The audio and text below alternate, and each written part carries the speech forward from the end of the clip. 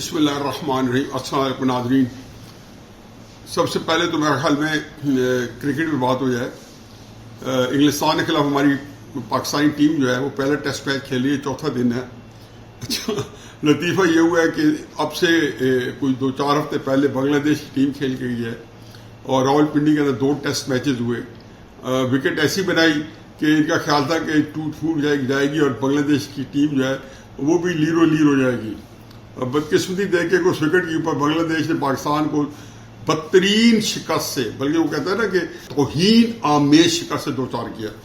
England کے خلاف کھیلے تو وکٹ ایسی بنا دی کہ قبرستان ہو۔ میرا خیال ہے کہ انگلینڈ کی ٹیم جو ہے اپنی زندگی کا بہترین میچ کھیلی ہے اگر وہ اس وکٹ سے، جو کہ جس پہ رزلٹ جو ہے انہوں نے کل نکال لیا، جو کہ میرا خیال میں لنچ سے پہلے ہی وہ پاکستان کو پیک کر کے رزلٹ لے لیں گے۔ تو یہ ایک ایسا کام ہے کہ جو ایک انہونا ہوگا کہ ایسی وکٹ جس کے اوپر پاکستانیوں نے سمجھا کہ ہم نے بہت کمال کیا ہے، 561 رنز بنا لیے، وہ انہوں نے مار کے ان کا بھرکس نکال دیا پاکستان ٹیم کا، اور 2 دنوں میں 831 رن بنا کے انہوں نے ایک کمال ایک نیا ریکارڈ قائم کیا۔ خیر یہ تو تھا کرکٹ کے اوپر۔ اس کی وجہ یہ ہے کہ جو ہمارے کرکٹ کے منتظمین ہیں، عمران خان صاحب نے رمیز راجہ کو تحفہ دیا تھا اور کیا ذلت آمیز شکستوں سے 2-4 ہونا پڑا تھا، کیونکہ ہمیں چلتی کرکٹ اچھی نہیں لگتی۔ کچھ عرصہ پہلے نجم سیٹھی صاحب کے دور میں کرکٹ کو 4 چاند لگے ہوئے تھے۔ ہم نے چیمپئن ٹرافی جیتی، باہر کی ٹیمیں آتی رہی، بہت ہی رسپیکٹبلی ہم T20 میں ٹاپ پوزیشن پہ تھے، ون ڈے بڑے رسپیکٹبل طریقے سے کئی میچز جیت جاتے تھے، مقابلے میں ہار بھی جاتے تھے، بلکہ چیمپئن ٹرافیز ہم نے جیتی اور ٹیسٹ میچ جیتے۔ تو چلو یہی ہماری قسمت لکھا ہے کہ جب باقی تکلیفیں پورے ملک میں سیاسی بڑی ہوئی ہیں تو وہاں کرکٹ میں بھی انہونی ہونا تھا، کیونکہ آپ ایسے نہیں کر سکتے کہ آپ خوشنودی کے لیے، کسی کو خوش کرنے کے لیے کرکٹ جیسے کھیل کا عہدہ دیں۔ محسن نقوی صاحب بہت کمال کے چیف منسٹر رہے ہوں گے، کمالات دکھائے ہوں گے، میرا خیال ایک زمانہ مختلف ہے، لیکن آیا وہ انٹیریئر منسٹری چلا لیں گے؟ اب دیکھ لیں وہاں کیا حال ہے۔ ویسے بھی پاکستان جن حالات سے 2-4 ہے، کس قسم کا ہمیں انٹیریئر منسٹر چاہیے تھا، اس سے بہتر تھا کہ ہم وہاں پہ بھی کوئی اپنا تکڑا قسم کا جو ہے باورتی بندہ لگا دیتے، وہ شاید زیادہ بہتر کام کرتا بجائے اس کے انڈائریکٹلی اس کو کنٹرول کر کے۔ وہاں بھی حشر ہوا ہے، کرکٹ کا بھی حشر ہوا ہے۔ پاکستان کے حالات تو آپ کے سامنے ہیں۔ طریقہ صاحب جو ہے وہ بھی زخموں سے چور چور ہے، اس کے ساتھ بہت کچھ ہو گئی ہے۔ کیا وہ پاکستان کی 90% پارٹی، کیا وہ اس کا خیال تھا کہ ہمارا پورے پاکستان میں جو ہے توتی بولنا چاہیے؟ اب جایا ماں ہے نہیں۔ مجھے تو حقیقت ہے، پوری ہمدردی ہے۔ اس وقت عمران خان صاحب جیل کے اندر بے بسی کی تصویر بنے ہوئے ہیں، عالم قسم پرسی میں ہیں، اور واردات یہ ہو گئی ہے کہ جتنی لیڈرشپ اس وقت باہر ہے، عمران خان صاحب کی مرضی کے مطابق وہ اسٹیبلشمنٹ کے ساتھ کمپرومائزڈ ہے۔ میں تو لکھ تھا کہ پہلے دن سے لکھ تھا کہ میں کہا عمران خان صاحب اپنی منجی کے نیچے ڈانگ پھریں، آپ کو اسی منجی کے نیچے بہت سارے لوگ اسٹیبلشمنٹ کے پلانٹڈ نظر آئیں گے، لیکن یہ اس لیے ہے کہ آپ کون سا کوئی بطل حریت تھے، آپ کون سے کچھ ہی گوارا تھے۔ حضور آپ نے جس طریقے سیاست کی، جو 2014 سے جو آپ لوگوں نے دھرنے شروع کیے تھے اور پورے پاکستان کے جمہوری نظام کی چولہے ہلا کے گئے تھے، آج تک پاکستان اسے جہاں بر نہیں ہو سکا۔ جو وارداتیں، جو ضرب کاری آپ نے 2014، 15، 16 میں لگائی، 17 میں لگائی، پھر 2018 میں ایک بہت بڑا جو ہے ٹرائکا بنا جس کا سرغنہ جنرل باجوہ تھا، جس میں جنرل فیض امین، عمران خان، اور اس ملک کے ساتھ کیا کچھ نہیں کیا گیا، کتنا بڑا کھلواڑ ہوا۔ اور پھر اس کے بعد ایسا سسٹم انسٹال کیا، ایک ایسا ہائیبرڈ سسٹم انسٹال کیا جس کے مزے آج بھی لے رہے ہیں۔ پھر اس کے اوپر آپ نے پورے پاکستان کے نظام پہ حملہ کیا، کیا کیا آپ نے نہیں کیا۔ اس سیاست کے بلبوتے پہ 2022 میں اقتدار سے علیحدہ ہونے کے بعد آپ نے پورے پاکستان کے اپنے، بلکہ جنرل باجوہ نے اپنے ادارے پہ حملہ کروا دیا عمران خان صاحب کے ذریعے۔ جنرل فیض کا لکھو اسکرپٹ جو عمران خان صاحب لے کے 26 نومبر کو پنڈی آ کے آرمی چیف کے اپارٹمنٹ رکوانا چاہتے تھے، ایک وہاں پہ چھوڑ گیا ہمارے عدالتی نظام کو، ہماری ملٹری قیادت کو ایسا ایک کونے میں دھکیلا تھا کہ ان کے پاس چوائس ہی نہیں رہی تھی کہ وہ پہلے اپنے آپ کو سنبھالتے، پھر سنوارتے۔ قاضی فائزی صاحب تو ابھی تک ادارے کے اندر اسٹرگل کر رہے ہیں، لیکن بہرحال آفرین ہے جنرل عاصم منیر صاحب سے کہ وہ بڑے کمال خوش اسلوبی سے نہ سے انہوں نے اپنا ادارہ کنٹرول کر لیا ہے، جو کہ بہت ہی زیادہ ان کو انڈرمائن کر کے ادارہ جو ہے سربراہ بنایا گیا تھا۔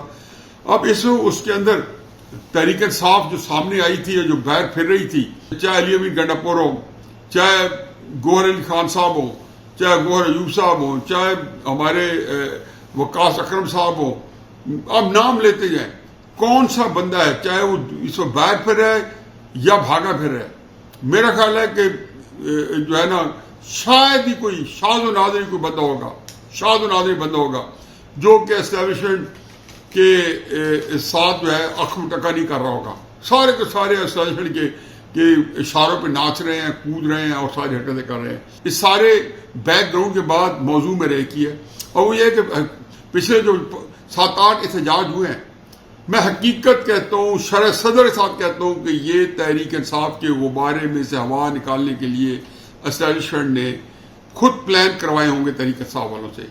لیکن یہ بھی کمال ہے کہ اسٹیبلشمنٹ اگر کوئی پلان کر رہی ہے یا کوئی چیز ہمارا، اور میں بتاؤں گا کیوں کیے ہوں گے، اگر ہمارا کھاتی ہے تو اس میں آپ کو وہ کہتے ہیں نا پاس پا مل گیا کعبے کو صنم خانوں سے، بالکل یہ ایسا ہی ہے کہ ان کو وہاں سے جو ہے مدد مل رہی ہے جو بظاہر جو ہے بطل حریت کسی جماعت ہے، لیکن حیرت اس بات کی ہے کہ علی امین گنڈاپور کو عمران خان نے وزیر اعلیٰ بنایا ہے، گوہر ایوب کو عمران خان صاحب نے لیڈر آف دا اپوزیشن بنایا ہے، علی گوہر کو عمران خان صاحب نے تحریک انصاف کا چیئرمین بنایا ہے، یہ سارے وقاص اکرم کو عمران خان صاحب نے وزیر اطلاع یا ترجمان بنایا ہے، یہ سارے کے سارے لوگ جو ہیں، یہ سارے کے سارے کمپرومائز لوگ جو ہیں، یا جتنے لیڈرشپ ہے کوئی ایک نام بتا دے، میں بتا دوں گا کہ ان کا بایو ڈاٹا کیا ہے، ان کا سی وی کیا ہے، وہ کہاں سے آئے، وہ کہاں جا کے اختتام ہوگا۔ تو یہ سارے جب یہ سارے کام کر رہے ہیں تو میں تو پچھلی دفعہ بھی کہا تھا، کالم بھی لکھا تھا کہ علی امین گنڈاپور انشاءاللہ آئیں گے بھی صحیح اور اسلام آباد کو ہاتھ لگائے بغیر واپس چلے جائیں گے۔ اب کتنے جھوٹ بولے انہوں نے اور کتنا مزید بولا، اب ایک جھوٹ کو چھپانے کے لیے 200 جھوٹ بولے، 200 کو چھپانے کے لیے 1000 اور بولنا پڑ گیا، ایک تسلسل جاری ساری ہے، جھوٹ کے پاؤں نہیں ہے، اس لیے ہر وقت بات بدلنی پڑ رہی ہے۔ پہلی وقت فرمایا کہ ڈی چوک آئے، آگے فوج تھی، پولیس تھی، اس لیے چنانچہ کی پی ہاؤس چلے گیا اپنا احتجاج رجسٹر کرا کے۔ آج میں انکشاف ہوا ہے کہ وہ تو چائنا چوک تک آئے، اور چائنا چوک ڈی چوک سے کچھ 4-5 کلومیٹر کے فاصلے پہ ہے، میں کہ G9 کے اندر ہے، جہاں تک مجھے، میں اسلام آباد کا باسی نہیں ہوں لیکن جہاں تک مجھے پتا ہے۔ اور اچھا پھر مزے کی بات ہے کہ وہ وہاں پہنچے کیسے، اکیلے سارے جلوس کو چھوڑ کے، ان کو دگا دے کے یکدم پتہ چلا وہاں سے غائب ہو گئے ہیں، پھر پتہ چلا کہ نمودار ہو گئے 2-4 گھنٹے کے بعد، تو کہاں پہنچے؟ پھر ملا کے پی ہاؤس گیا، پھر ڈرامہ ہوا، پہلے گرفتاری کا ڈرامہ رچانے کی کوشش کی گئی کہ ان کو فیس سیونگ دینی تھی، نہ بن پائی، اس کو خطرہ تھا کہ فیس سیونگ دینے سے کوئی زیادہ صوبائی منافرت نہ بڑھ جائے، ان کو جا کے بتانا پڑا کہ میرا کوئی مجھے کسی نے نہیں پکڑا، مجھے تو آئی اسلام آباد نے پکڑا۔ پھر پتہ چلا آئی اسلام آباد سے تو ان کو آمنا سامنے نہیں ہوا، وہ تو خود وقت بتا رہے کہ میں کس طریقے سے فلاں جگہ چھپا رہا، وہاں سے 4 گھنٹے رہا، وہاں سے کر کے پیدل 12 ضلع پھیر کے، پتہ نہیں کون سی رام کہانی، کون سی الف لیلی داستان، ایک فکشن تھی۔ تو یہ اس کے بعد اصل کرائسس یہ ہے کہ کھایا پیا کچھ نہیں، گلاس ٹوٹا چارہ نے۔ اس احتجاج میں آپ دیکھیں کیسے بھرکس نکلا، اور ابھی انہوں نے مزید اس میں رئیس کس نکالنے کے لیے پورا سلسلہ دے دیا ہے کہ فلاں دن فلانی جگہ، فلاں دن فلانی جگہ، فلاں ملتان، فلانا فلان، آج بھی شاید کاغذوں میں کہیں احتجاج ہو رہا ہوگا، کل بھی کاغذوں میں کہیں احتجاج ہوگا، پرسوں بھی کاغذوں کے میں احتجاج ہوگا، لیکن عملاً کچھ نہیں، کچھ سامنے چیز نہیں آئے گی۔ میاں والی میں احتجاج کی کال کی عمران خان کی ایسی کانسٹیٹوئنسی کہ جس میں عمران خان کسی گدھے کو بھی کھڑا کرے، اور پتہ ابھی ان میں بھی شاید کوئی ایک آدھ گدھا ہو تو وہ جیت جائے گا۔ وہاں پہ تصویر کھنچوانے کے لیے بندے نہیں تھے کہ احتجاج کی تصویر کھنچوائی جائے 12-14 بندے مل کے، یہی بھاولپور کا حال تھا، یہی فیصل آباد کے اندر ایک گلی کے اندر 2-4 آنسو میں شیل ضرور پھینکے گئے، لیکن بندے کتنے تھے؟ 100, 150, 200۔ یہ وہ فیصل آباد ہے جس طریقے سے آپ نے سویپ کیا۔ تو یہ حال آپ کے احتجاجوں کا تھا، یہ حال آپ کا، اگر آپ نے اتنے فین فیئر کے ساتھ پوری طریقے سے پورے کے پی کی مشین، حکومتی مشینری کو ٹریگر کر کے، کرینے، 1122 کی ساری گاڑیاں، فائر بریگیڈ وہ ساری کھڑی اسلام آباد میں، نمائش فیڈرل گورنمنٹ نے کہا کہ ان کی ٹکٹ لگا کے ان کی نمائش کرنی ہے، ان کی مشینری کی جو کے پی سے آئی ہے فتح کرنے کے لیے اسلام آباد کو. یہ سارے آپٹکس تھے کہ تحریک انصاف کو ذلیل کرنے کے لیے، بدنام کرنے کے لیے. اور علی امین گھنڈا پور کما حق اس میں کامیاب ہوئے ہیں. اب بات عمران خان تک پہنچے گی نہیں پہنچے گی، مجھے نہیں لگتا کہ اب عمران خان صاحب سے کبھی کسی کی ملاقات ہو پائے گی. ابھی 19 تاریخ تک ملاقاتیں بند ہوئی ہیں، پھر اس کے بعد یہ مزید بند ہوگی. پھر بند ہوتے ہوئے پتہ چلے گا کہ ملٹری کورٹس کا کیس بن گیا، ان کو ملٹری کے حوالے کر دیا گیا ہے. میرا بیٹا بھی ملٹری کورٹس میں ہے، مجھے پتہ ہے وہاں ملاقاتیں کتنی مشکل سے ہوتی ہیں، مجھے پتہ ہے وہاں بات کرنے میں کتنی پابندی ہوتی ہے، کتنی ایک رکاوٹیں ہوتی ہیں. تو عمران خان صاحب کی فار آل پریکٹیکل پرپز عملاً ایک پارٹی سے رابطہ میں نہیں سمجھتا ہوں کہ اب کے بعد ہو پائے گا. نہ ان کو اپنی مرضی کی خبر مل سکے گی، ایک سلیکٹڈ خبریں شاید ملتی رہے، نہ وہ کسی کو اپنی خبر پہنچا سکیں گے. اور اس دوران تحریک انصاف والے جو ہیں وہ اپنے طور پہ دندناتے پھریں گے. تحریک انصاف نے ایک بہت بڑی کیمپین چلائی ہوئی ہے علی امین گھنڈا پور کے خلاف، رائٹلی چلائی ہوئی ہے. ان کے ورکرز کے وہ بڑے قبیدہ خاطر ہیں، بڑے دل شکستہ ہیں تحریک انصاف کے کارکن. میں کہتا ہوں کہ ایک پارٹی جو کہ جس کے اتنے جانصار اور اتنے جینوئن ورکرز ہوں اور ان کو اس بہیمانہ طریقے سے آپ لوگ استعمال کریں، ان کے ساتھ ایسی شبدہ بازی کریں، ایسی کاریگری کریں، یہ میرا نہیں خیال کہ اس کی نائز دہانی کو معافی ہے علی امین گھنڈا پور صاحب اور تحریک انصاف کی جو قیادت دندرادی پر ہے سب کے لیے. باقی یہ ہے کہ عمران خان صاحب کی سیاست جو ہے وہ اسی طریقے سے ہی ایک بسمل کی طرح تڑپتی رہے گی، نہ ادھر کی رہے گی نہ ادھر کی رہے گی. اور یہ معاملہ جو ہے میرا خیال ہے کہ اب اتنی بڑی سپورٹ کے باوجود وہ جو ہے کسی کام کی نہیں، کسی خاطر میں نہیں لائی گئی. باقی رہی جو چند چیزیں جو اس وقت کوکنگ ہو رہی ہے، جس پر روزانہ جو ہے نئی سے نئی خبریں آ رہی ہیں، بریکنگ نیوز آ رہی ہیں، وہ ہے آئینی ترامیم ہے. اور آئینی ترامیم کے سے جڑی باقی ساری باتیں ہیں، عدالتی نظام ہے. تو خاطر جمع رکھیں، آئینی ترامیم ہو جائیں گی، ہو جانی بھی تھی، کوئی ایسی بات نہیں ہے. بہرحال کوشش یہی ہے کہ اس کے اوپر ساری پارٹیاں مورِ تصدیق ثبت کریں اور اس کا معاملہ جو ہے وہ بخیر و خوبی جو ہے نپٹا دیا جائے. اور قاضی فائزہ صاحب جو ہے وہ آئینی کوڈ جو 25 کے بعد وجود میں آئے گی یا اس سے پہلے وجود میں آئے گی، اس کے پہلے چیف جسٹس ہوں گے اور ایک ججز بنیں گے. جو موجودہ سپریم کورٹ ہے اس کے چیف جسٹس مسعود علی شاہ صاحب بن جائیں گے. لیکن یہ چیف جسٹس جو ہے وہ صرف ہمارے جو سول لیٹیگیشنز ہیں، جو ہمارے باقی کیسز ہیں، جو آئین کی آئینی کیسز نہیں ہیں، وہ سارے کیسز یہ سنیں گے، جو کہ ان کی تعداد بھی 50-60 ہزار کے قریب ہے اور بڑے بڑے 10-15 سال سے پینڈنگ ہیں. تو میرا خیال ہے ان کو بھی موقع مل جائے گا نپٹائے جائیں گے، بجائے سپریم کورٹ جو ہے غیر ضروری طور پر دوسری چیزوں میں ہلے اور آئینی عدالت جو ہے وہ اپنا کام چلائے گی. بن جائے گی آئینی عدالت، کوئی کسی قسم کی غلط فہمی نہ رکھیں، نہ بنی تو بنوا دی جائے گی. کیونکہ آج تک جو ہے ہماری عدالتوں کو پتہ ہونا چاہیے. قاضی فائزہ صاحب نے 2017-2018 میں وہ خادم حسین رضوی صاحب مرحوم کے دھرنے کے اوپر فیض امیر کے خلاف FIR کرانے کا جو حکم دیا تھا وہ خاتمے میں لائے تھے. اس پہ تو آج تک شاید FIR نہیں کر سکی. پھر بندیال صاحب نے جو الیکشن کرانے کا کہا تھا کہ 13 مئی 2023 کو الیکشن کرائے جائیں پنجاب میں اور KP میں، ہو گئے تھے.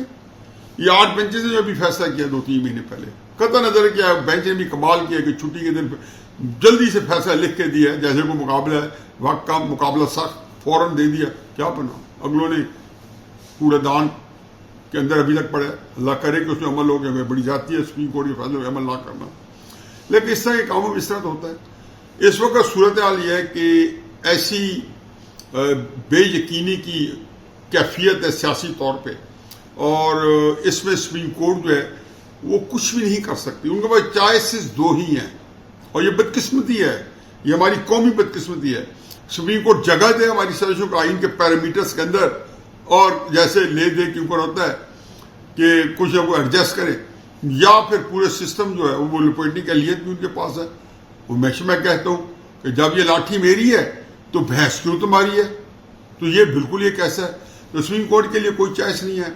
آئین ترمیم کے بہرحال جیسے ہماری SCO جو شنگھائی تعاون تنظیم ہے اس کے اجلاس ختم ہوگا جو کہ 15, 16, 17 کو ہے، تو اس کے بعد 19, 20, 21 کو ترمیم آ جائے گی. 1-2 دن بحث ہوگی یا نہیں ہوگی اور ایکسیپٹ ہو جائے گی. نہ بھی ہو تو 25 سے بات کر لیں گے، کیا فرق پڑتا ہے. یہ غلط فہمی ہے کہ جو کوئی الیکشن کا آڈٹ کرا پائے گا یا الیکشن کے آڈٹ کے نام پہ کوئی بہت بڑا ایڈونچرزم کر پائے گا. یہ سسٹم اس لیے چل رہا ہے کہ اسٹیبلشمنٹ کی مہربانی ہے. جس دنوں نے مہربانی واپس کی یہ دھڑام سے گر جائے گا. شرم میں کیا شرم ہے, ماننے میں کیا حرج ہے؟ یہ کوئی بات ہے میرے کہنے یا نہ سے کیا ہوتا ہے؟ یہ ہارڈ کور حیثیت ہے. سیاسی جماعتیں تو ساری ارریلیونٹ ہو چکی ہیں. تحریک انصاف البتہ ارریلیونٹ نہیں ہے کیونکہ وہ ایک اسٹیبلشمنٹ مقابلے میں یا کم از کم عمران خان صاحب جب تک کھڑے ہیں تو ایک تکرار چلتی رہے گی.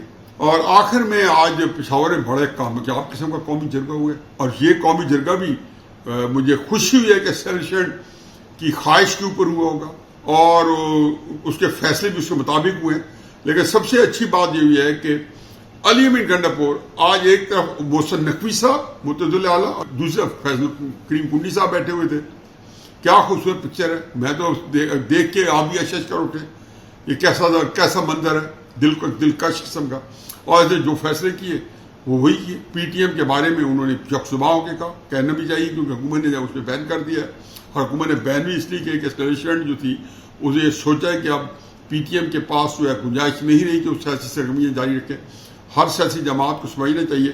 مجھے بہت دکھ ہوتا ہے, تکلیف ہوتی ہے ہماری لیفٹ کے دوستوں کو کہ ان کے پاس کیا پاکستان کے تو گنجائش بند ہو گئی ہے کہ پچھلے 70 سال سے بلوچستان میں علیحدگی تحریک چلتی ہے تو اس کے ساتھ جڑ جاتے ہیں. کوئی کمیٹی ہوتی ہے, کوئی میں کہتا ہوں ایون ان کو دوڑ لگے تو فقہ وارانہ جو مذہبی تنظیم ہے ان کے ساتھ بھی حصہ ڈال دیتے ہیں. کیا خلقشار کی آپ کی آئیڈیالوجی کو تقویت دیتا ہے. اب ہر جگہ پی ٹی ایم کو کون نہیں جانتا کہ لیفٹ پورا پاکستان کا سپورٹ کر رہا ہے. اسی طریقے سے پہلے بلوچستان کے علیحدگی پسند موومنٹ کو سارا لیفٹ سپورٹ کرتا تھا. بھائی آپ یقین جانیں کہ اس سے مزید لیفٹ کے لیے جو کہ میرے نزدیک ایک بڑی کمال کی آئیڈیالوجی ہے, اگر اس کو آپ انڈیپینڈنٹلی ٹرائی کریں کیا فرق پڑتا ہے. جماعت اسلامی نے جو اپنی آئیڈیالوجی ٹرائی کی ہے کیا پاکستان کو علیحدہ کر کے اس کو آگے چلایا اسلامی آئیڈیالوجی کو, لگے ہوئے کامیابی نہیں ہوئے لیکن لگے ہوئے اپنی آئیڈیالوجی کو تو نہیں چھوڑا نا, یا کسی قسم کا ایسا سہارا تو نہیں لیا کہ جس سے ان کو خود ان کے لیے مشکلات بڑھ جائیں. ہمیشہ اپنے لیے مشکلات بڑھائی ہیں انہوں نے کہ جب کوئی کو ہو رہا ہوتا ہے تو اس کے ساتھ لیفٹ جو ہے حصہ ڈال دیتا ہے. جب کوئی اسی طرح کے قومیتی یا زبان کے اوپر لسانی طریقے چلتی ہیں تو ہمارا لیفٹ چلا جاتا ہے. تو پی ٹی ایم کے اپنے لوگ جو منظور پشین ہیں وہ شاید اتنا زیادہ نہ ہو جتنے محسن داوڑ اور علی وزیر وغیرہ یا جو لوگ ہیں. یہ تو بڑے ہارڈ کور لیفٹ ہے جن کو دوبارہ شفٹ کر دیا گیا مین اسٹریم پاکستان کی لیفٹ سے قبائلی علاقوں میں کہ ان کو چلائیں. تو ٹھیک ہے, پہ چلوا لیں. اب یہ بین ہو گئے ہیں, اب جو ان کے ساتھ آئے گا وہ ٹنگا جائے گا. میرا خیال ہے کہ اس طرح کے حالات پیدا نہیں ہونے چاہیے تھی لیکن پیدا ہو گئے ہیں. میری اسٹیبلشمنٹ سے یہی گزارش ہے کہ اب اس کو شروع کیا ہے تو اس کو اختتام پہ پہنچائیں, ختم کریں تاکہ یہ جو ہے روزانہ کی چک ختم ہو. بدقسمتی ہے, اس سے ہو سکتا ہے کہ نتائج کو اچھے نہ بھی نکلے کیونکہ یہ آخری چیز ہونی چاہیے. کسی تنظیم پہ آپ بین لگائیں یا کسی کے لیے عرصہ یا تنگ کریں کہ اور یہ نہ ہو کہ پاکستان سے باہر جا کے پھر پاکستان کے خلاف معاندانہ کارروائی شروع کر دیں. پاکستان کا جو اصلی دشمن ہے وہ پہلے سے طاق میں بیٹھا ہے, پہلے دن سے طاق میں بیٹھا ہے. 15 اگست 1947 سے لے کے آج تک وہ کون سی تحریک ہے جس میں حصہ نہیں ڈالتا جب پاکستان کے معاملات میں اس طرح کا تاش پیدا کرے. ابھی بھی انڈین میڈیا جو ہے دیکھ لیں, آج پی ٹی ایم کے اوپر مگرمچھ کے آنسو رو رہے ہیں لیکن رونے دیں. بہرحال پی ٹی ایم کے بارے میں ان کے سے یہی کہوں گا کہ آپ کو احتیاط کرنی چاہیے تھی, آپ کو اندازہ ہونا چاہیے تھا. آپ کو پچھلا جو کچھ آپ جو ٹکر لیتے رہے اس وقت آپ کو بہت ہی گنجائش اتنی دی گئی کہ جیلوں پہ رکھا گیا, آپ کو سیاست میں پورا ایک لڑنے دیا گیا. علی وزیر اور محسن داوڑ صاحب جو ہے ممبر بن گئے اسمبلی کے. اب آپ نے اس کا بھرپور فائدہ نہیں اٹھایا اور اب میرے خیال میں جائے ماں شاید کہیں نہ ملے کیونکہ اس کے بعد گنجائش کم ہو گئی ہے. ہم روزانہ سنیں گے کہ نارتھ وزیرستان میں یا دوسری ایجنسیز کے اندر آپریشن ہو رہے ہیں اور پی ٹی ایم والے جو ہیں ان کو کارنر کیا جا رہا ہے. آج کا جرگہ جو پشاور میں ہوا ہے اس کا تو کنسنسس یہی ہے کہ انہوں نے حکومت کو یا اسٹیبلشمنٹ کی جو پالیسی ہے اس کو انڈورس کیا ہے اور اس کی قیادت تحریک انصاف نے کی ہے, علی امین گنڈاپور نے کی ہے اور ترجمانی پیرسٹر سیف نے کی ہے. اس لحاظ سے کم از کم اسٹیبلشمنٹ کے لیے یہ بڑی خوش آئند اور اچھی خبر ہے. پی ٹی آئی والے اس پہ کیا کہتے ہیں آنے والے دنوں میں ان کا میڈیا جو ہے ہمیں بتا دے گا کہ وہ اپنی لیڈروں کے بارے میں کیا کہتے ہیں. وما علینا الا البلاغ.